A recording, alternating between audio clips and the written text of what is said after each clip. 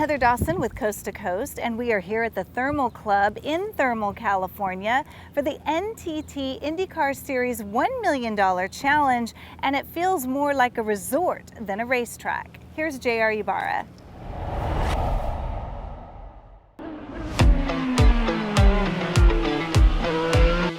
It's a desert playground that is now becoming a focal point for IndyCar racing. The Thermal Club, located in the Coachella Valley of Southern California, has hosted one of the more unique racing events in the history of the NTT IndyCar Series. Billed as the Thermal Club $1 million Challenge, this non-championship points event is all about big money and bragging rights here in this early part of the racing season. Racing for $1 million is always exciting. It's a lovely, beautiful facility that we had. We came here last year for testing, and we had a positive couple of days of tests. So that idea of having a non-championship race here, trying to race for a good amount of money and have some fun in a beautiful part of the US. It's certainly a unique element, and I like the way that they've labelled it the $1 million race. It's quite cool and entertaining, I think. As a race fan myself, obviously, I would certainly tune into that. And there's obviously going to be an element of, I wouldn't say desperation, but no one really cares about, there's no championship points on offer, so that you can sort of take out of the equation and just drive with a free mind, which is quite unique. The Thermal Club is a unique venue in itself, as the track is essentially a private country club for motorsports enthusiasts who want to not only enjoy watching racing events, but also getting a chance to do some time behind the wheel. It's also the home for the BMW Performance Driving School. So with this combination of a unique motoring venue combined with a high-profile racing series, it creates a recipe for adding some more world-class entertainment to the Coachella Valley. Yeah, I mean, if I had one regret, it's that I don't have a facility here to come out and enjoy as well. But this is, as I said, I've been to a lot of these sorts of tracks because of my business, but also just personal passion of outside of IndyCar racing, doing track days and getting out there with the enthusiasts and having fun, which is a growing, I would say quickly and vastly growing industry. This is the creme de la creme. You're just not going to get any better than the Thermal Club. So it's a great place to come to. It's a world-class facility. I mean, tell me which other track have you been to that you look around and it's like, is that a villa? There's a lot of them that are overlooking the track, and I haven't seen that any other track. You can practically live here if you wanted to. And guys can have, the 10, 15, 20 car garages and bring out their car whenever they want and just lap around, So it's a very different facility and I believe business model, I would say, compared to other traditional racetracks. The race was run in a unique format where preliminaries were used to determine a final 12 racers to enter into the big money race. And in the end, it was Alex Palou to come away with a big trophy and a very big check. Overall, the success of this inaugural race lays down another must-see event in the growing influence of the Coachella Valley. From the Thermal Club in Thermal, California, this is J.R. Ibarra for Coast to Coast.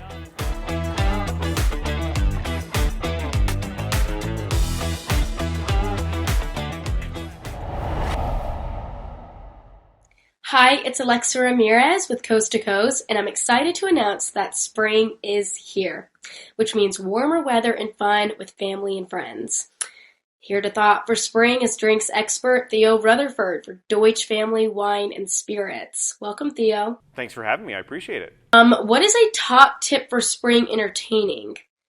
So because I'm honestly a little bit lazy and I like spending time with the people that I have over, I like to keep things simple. So something like a classic highball is a great way to do that. Using Redemption Rye, Redemption has a nice spice to it because of the rye content, but then adding a little soda water on top makes it nice and vibrant. Now, just to make it look even fancier, you take some citrus peels and freeze those into your ice. As the ice is diluting, it adds a little citrus note to it, makes it even more vibrant, plus it looks pretty cool and looks like you worked really hard the day before to make sure that people were enjoying it. Could you please share some other freezer inspiration? Absolutely. So freezer door cocktails are a big trend at this point, and they honestly make your life really easy because you can batch your drink ahead of time, put it back into the bottle, into the freezer it goes, and when your guests are ready for another drink, you don't have to get up. They can walk to the freezer and pull it out themselves. So doing something with Gray Whale Gin, we actually did a take on a classic Negroni called a white Negroni. So this is taking Gray Whale Gin, some Lillet Blanc, and a little bit of Blanc Vermouth. That Lillet Blanc is actually going to bring out some inherent citrus notes that are already in the Gray Whale Gin. So great news about that is once your guests are reaching for that bottle in the freezer door, you're also giving back to coastal conservation. So great cause and great drink all at the same time. Now, I know some of us don't know where to start, so what are some of your favorite quick and easy drinks for spring and summer? Yeah, so I love a really good Boulevardier. Boulevardier is a classic bourbon drink with Campari and sweet vermouth. We did a little bit of a twist on that with Bibb and Tucker 6-year, and we added a nut liqueur. What that liqueur is going to do is it's going to bring out the inherent nuttiness that's already in the bourbon, adding another depth of flavor. But it's another one that you can actually batch ahead of time and put in your freezer door. So you can sit, you can chill, you can enjoy your friends. So minimal effort for you, but the cocktail itself brings maximum flavor for your guests, and it's a really easy one to do ahead of time. Perfect. Sounds refreshing. Now, do you have any suggestions for something with a twist? Honestly, at this point, have some fun with this. We're getting so many great things into grocery stores at this point and farmers markets that something like a jalapeno pepper in ice and making a Tommy's margarita using Cantera Negra tequila will bring a little bit of spiciness into that inherent sweetness that the agave already brings. So it's a nice little balance for you. But you can do things like fresh herbs or things like pineapple, tropical flavors, whatever you want. Just have a little bit of fun with that. It looks great and it adds some really good depth of flavor to your drink. For all the brands we talked about and maybe a little bit more inspiration if you need some of that, deutschfamily.com is a place to go for you.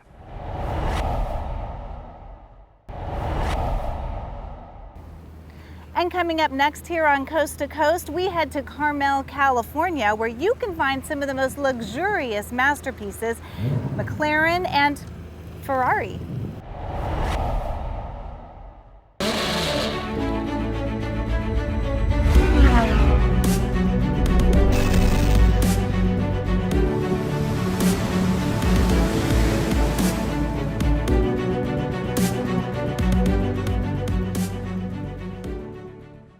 Blue chip is a term reserved for the best of the best. Whether the topic is real estate, stocks, or in this case, collector car automobiles, everyone desires a blue chip. If you'd like to see firsthand qualities of a blue chip collector car, then you won't want to miss this episode of the Speed Journal. We're at Bonham's Quail Lodge Auction in beautiful Carmel, California.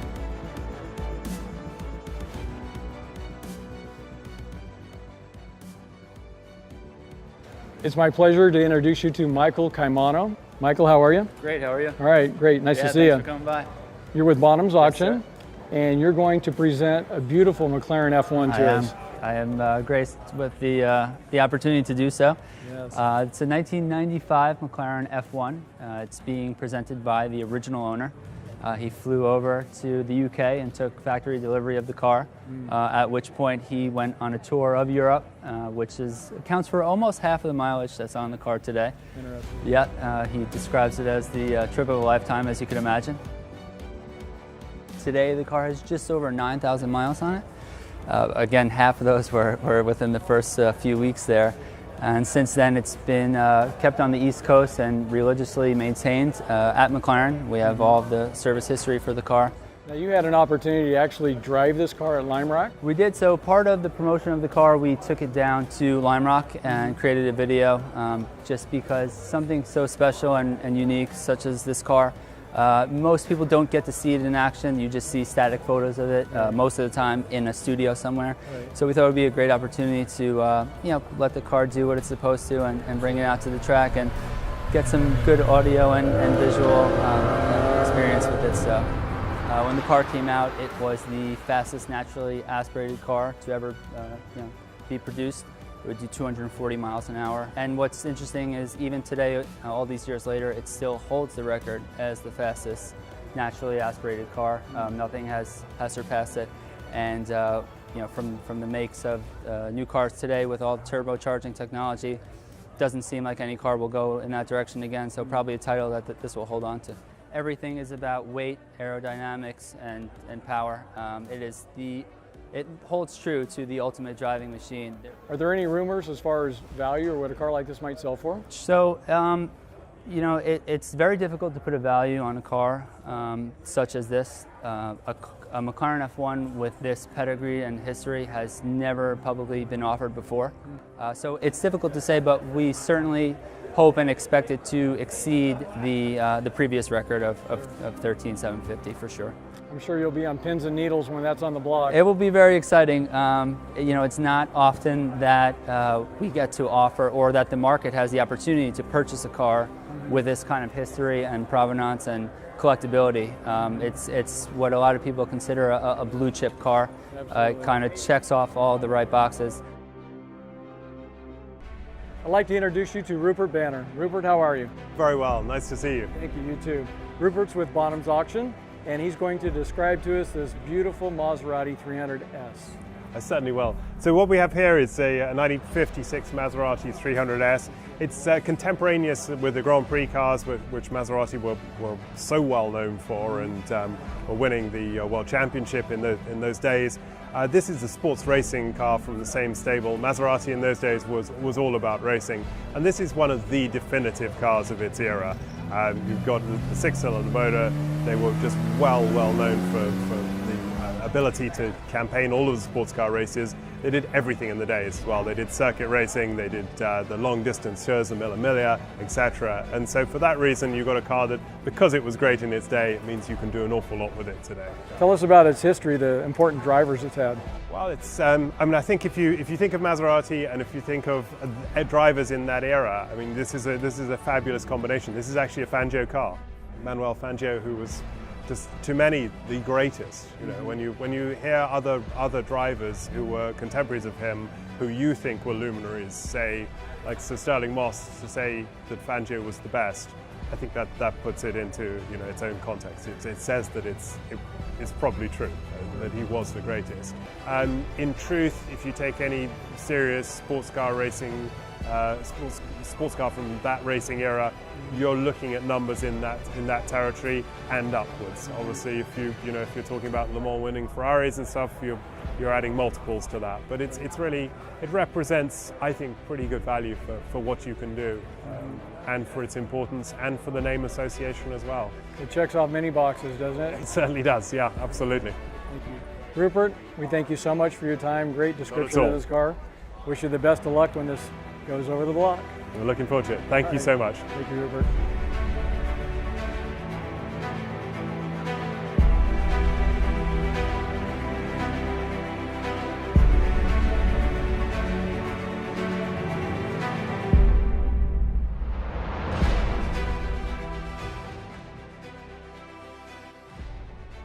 I expect there will be more than a few new delighted owners as these collectibles change hands this weekend. We'd like to thank Bonham's and their team of specialists for showcasing these fascinating cars, and we'd like to thank you for joining the Speed Journal.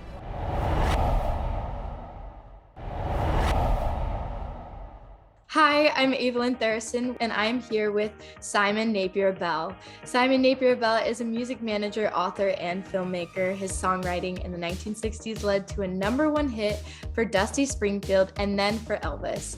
He's written 4 best-selling books, directed 4 major documentaries, including the brand new George Michael Portrait of an Artist. Thank you so much, Simon, for coming on and talking to us today. My pleasure, absolutely.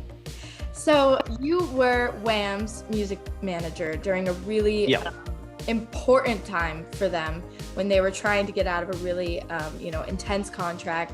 I'd love to hear just some either funny stories or just something that you experienced working with Wham, especially George Michael.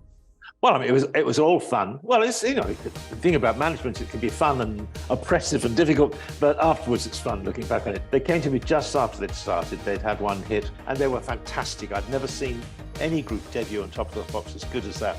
And I had a partner at the time, and we both said, let's try and get that group. So we found out how to contact them, we called them. And then when they came in my flat, they were the complete opposite. George and Andrew were different people, totally different people. That was an image for live. And George was cautious and wants to know things and wasn't going to jump in the deep end of anything. And Andrew was cool and, didn't really care about anything. They were really just such a dynamic duo. And, it definitely shows how much time and effort you put in, trying to break their contract because you knew, they were going to be worth it. And they had a terrible contract. When they came to us, they had this awful contract with a little round the corner, local record company. And it paid them no royalties on 12-inch singles. Now, this was the period in history when 12-inch singles were what every single group sold. They extended the single track to about 6 minutes. They made it into a dance version. They put it out on colored vinyl, so a 12-inch single would be on blue or red or green vinyl. And that's what sold. They sold 12, 15 million 12-inch singles, and the contract said no royalties on 12-inch singles. Wow. So they had no money. In the documentary too, I think it's really showing how much work ethic George Michael had. And, he had this very bubbly, bright personality, but his songwriting was something that I was super, super surprised by. I had no idea that he was the songwriter that he Well, I think he surprised everybody after Wham. Yeah. Because he went on and on and on producing fantastic songs. Yeah. And always with really clever, thoughtful lyrics. He very applied himself greatly to writing songs. They didn't just fall out of his head. I mean, one or two did, but mostly he sat down and he worked and threw out bad lyrics and put in good lyrics. He was a songwriter, an artist, a performing artist, brilliant on stage. But I think he actually looked at his whole life as a piece of art, as a rise and a fall and a story to be told. And that's what I wanted to do in the film. To tell his story in the same way you tell a story of Van Gogh or Rachmaninoff or any other real artist. Is there anything in the future that we should look forward to? I got a book out, which I wrote then. It was about managing Wham and taking him to China and everything. And that's just come out this week in America. It was published in England 5 years ago. It's just been published this week in America. And it's a great detail about Wham and George and everything which went on. And that's called I'm Coming to Take You to Lunch. Okay. And that's everywhere now, Amazon or Barnes & Noble and everything. And so if you build more on George and want to learn more, the book will tell you more as well.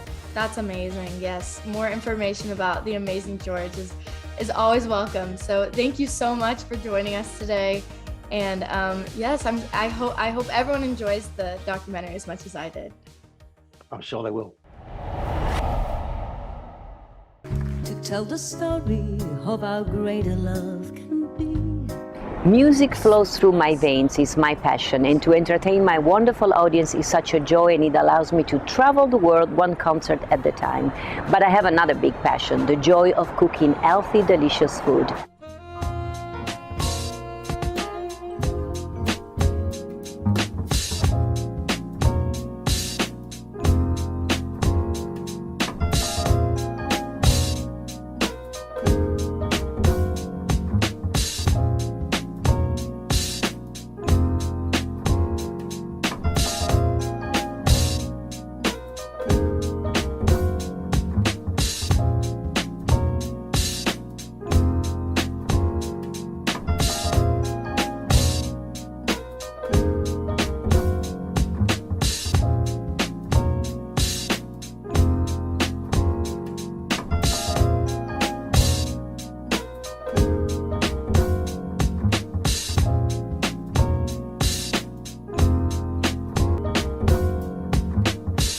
This is fantastic. I'm so glad you came all this way to see me. I'm so much looking forward to try your food. I've heard great things about it. So show us around this beautiful place. Please, come on.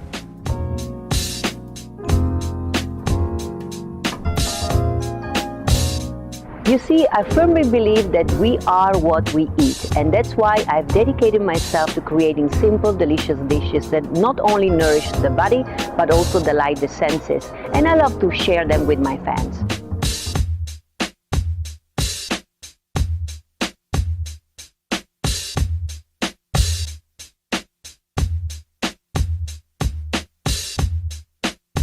Healthy choices don't need to be bland. They can be bursting with flavors and bring cultures from around the world right at our tables.